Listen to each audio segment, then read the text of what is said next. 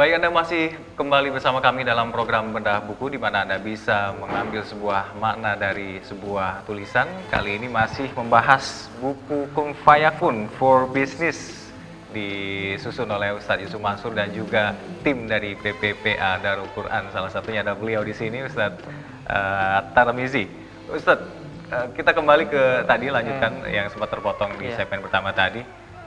Kisah tentang si ibu itu, yang sang bisnismen kayu yang ternyata ditipu oleh rekannya, dan akhirnya bagaimana ujung ceritanya bisa membalikan modal dari aset-aset yang sudah habis itu. Apakah beliau memang ternyata mencoba mix antara bisnis dengan spiritual, keagamaan, religi tentunya?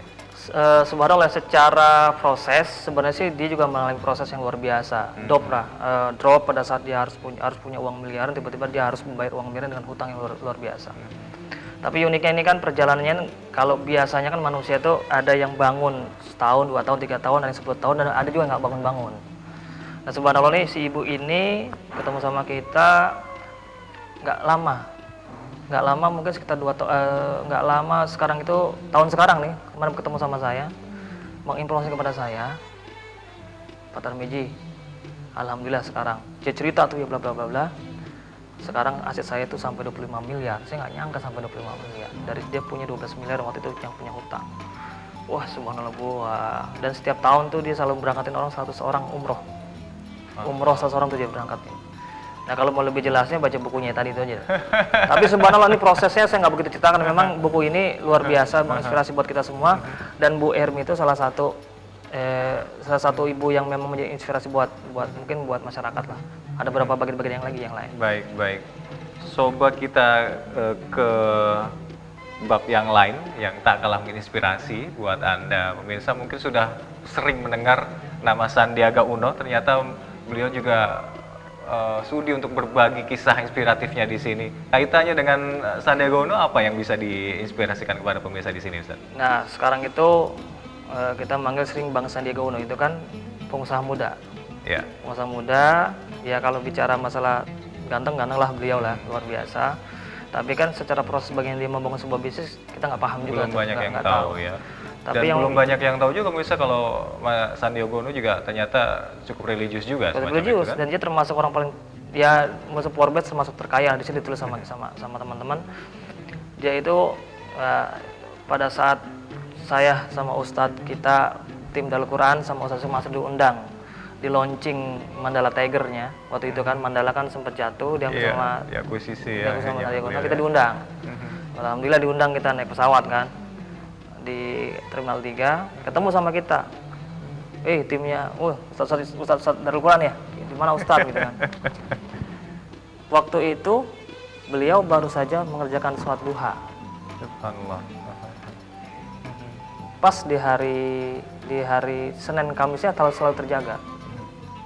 Duhanya bukan 2 rakaat, bukan 4 rakaat, tapi duhanya 12 rakaat. Subhanallah. Dan beliau sampai sekarang masih menjaga wudhu. Sampai di lembaga ini, saya minta tim Ustadz 1 orang. Kalau seandainya nanti pilot saya pas subuh, saya minta diimamin sholatnya sama tim Darul Quran. Sebenarnya, nih yang kayak gini kan tidak. Kenapa orang bisa hidupnya begitu berkah? Sebenarnya hal yang kayak gini. Misalnya ada juga saya menceritakan bagaimana Pak Budi. Pak Budi ini manusia, man of steel, manusia baja. Kenapa manusia baja? Karena usahanya membaja dia. Di man of steel itu, jadi di tempat dia kerja itu, biasanya kan kalau kontraktor utamakan, biasanya apa? Utamakan keselamatan dan kerja kan, dan keselamatan kerja. Enggak, terus kayak gitu. Utamakan sholat dan keselamatan kerja. Jam 12 pas zuhur, istirahat dan harus sholat, dan sholatnya di absen. Buat pengusaha, buat bos, buat direksi, bisa nggak kayak gitu?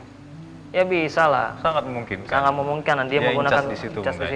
Makanya sholat, duha, semua, subhanallah. Teman-teman tuh luar biasa, dan sampai sekarang pertama kali saya kenal sama beliau itu masih punya workshopnya itu masih 1000 meter. Sekarang berapa workshopnya?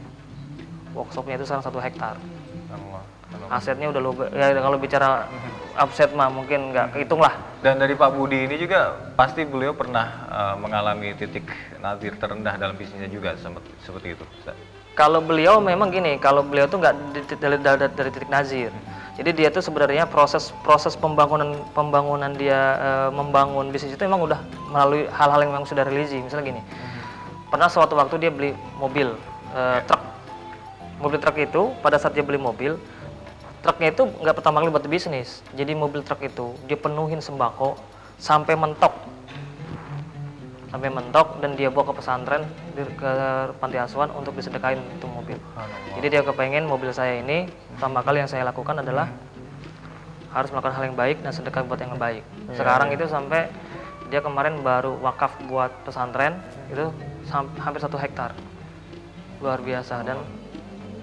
Dan saya melihat kemarin beliau baru pindah rumah dengan omset yang begitu besar, wah subhanallah. Dan ini motivasi yang harus kita sebarkan bahwa kadang-kadang pembisnis kita ini merasa takut dengan hal kayak gitu. Sebenarnya luar biasa. Ada juga Mas Jody ini pemilik warung steak. Saya tulis juga ceritanya ini tentang bagaimana Mas Jody membangun sebuah usaha. Bagaimana beliau punya rumah tahfiz. Wah luar biasa dah. Pokoknya buku ini kalau yang buat mau jadi pengusaha, banyak belajar sama mereka. Kalau perlu datangin ke mereka. Wah subhanallah, inspirasi sekali. Jadi tidak melulu bisnis, ternyata dari testimoni yang bukan orang sembarangan, ternyata bisnismen semuanya yang berhasil. Ya Ustadz ya. Kayak misalnya yang luar biasa lagi itu, ini memang kayak Bu Leni. Bu Leni itu dia bukan pengusaha, tapi tiba-tiba saja dia dapat proyek ngirim ke Miri ekspor. Bukan satu kontainer, tapi 4-5 kontainer. Sebelumnya bukan pengusaha. Sama sekali bukan pengusaha Kemiri apalagi bukan pengusaha Kemiri, tapi dia bisa kayak gitu. Luar biasa dan ini buat kita buat masyarakat bahwa pola bisnis di mana itu harus ya secara syar'i, secara manusiawi bahwa yang punya usaha mereka tuh punya tanggung jawab terhadap anak buahnya. Jadi bukan sekedar ngasih uang, terus ngasih gaji, ngasih salary, tapi selesai. Mereka punya tanggung jawab yang lain. Saya pernah ketemu sama salah satu pengusaha PO Bis, saya nggak tulis di buku ini, mungkin nanti ada di edisi selanjutnya. Nanti ada sequel 2-nya. Sequel 2-nya udah disiapin, sequel 2-nya. Baik. Itu si PO Bis itu ketemu sama saya, dia ngomong gini sama kita. Si supir ini, bis ini itu bagaimana supirnya? Kalau supirnya di rumahnya bagus, nggak dimarahin sama istri, nggak dimarahin sama istri, anak yang marah-marah, maka bis pasti jalannya baik. Tidak ada pocel-pocelan, tidak ada yang lain. Baik. Maka dia bilang gini, ya sudah, saya minta start, ada pembinaan buat supir-supir saya. Setelah itu luar biasa, supirnya nggak ngerokok, terus ngaji, gitu loh. Apalagi ugal-ugalan ya. Pokoknya kalau ada mobil yang lecet-lecet di bawah supir, nah, pasti supirnya punya masalah tuh. Dan jangan dimarahin sama istrinya kan. Baik. Dari tadi segmen 1 dan di segmen 2 ini sudah kita ketengahkan bagaimana contoh testimoni dari seorang pebisnis yang sukses karena melibatkan agama, keberkahan Allah dalam bisnisnya. Seperti apa etika seorang pebisnis muslim yang akhirnya bisa memberikan keberkahan tidak hanya di dunia namun juga di akhirat, bahkan bagi seluruh karyawannya. Nanti kita akan bahas di segmen selanjutnya. Pemirsa tetaplah bersama kami di Bedah Buku.